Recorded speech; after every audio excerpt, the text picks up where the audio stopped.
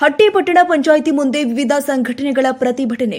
7ನೇ ವಾರ್ಡಿನ ಸಮಸ್ಯೆಗಳನ್ನು ಪರಿಹರಿಸಲು ಆಗ್ರಹ. ಮುಖ್ಯಾಧಿಕಾರಿ ಜಗನ್ನಾಥ್ ದೇಸಾಯಿ ಅವರಿಗೆ ಮನವಿ ಸಲ್ಲಿಸಿದ ಪ್ರತಿಭಟನಾಕಾರರು.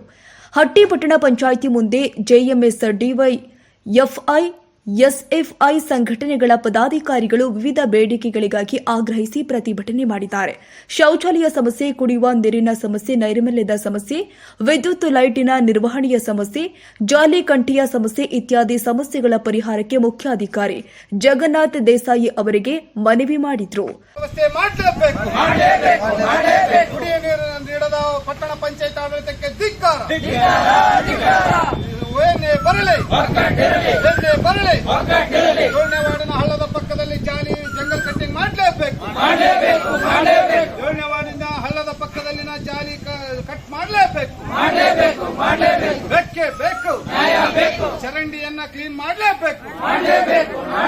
ಬೆಕ್ಕೆ ಬೇಕು. ಜೆಎಂಎಸ್ ಮತ್ತು ಡಿವೈಎಫ್ಐ, ಎಸ್ಎಫ್ಐ ನ ಜಂಟಿ ಹೋರಾಟ ಯಶಸ್ವಿಯಾಗಲಿ. ಬೆಕ್ಕೆ ಬೇಕು. ಬೆಕ್ಕಾಗಿ ಹೋರಾಟ. ಮಾನವಾದಿ ಮಹಿಳಾ ಸಂಘಟನೆಗೆ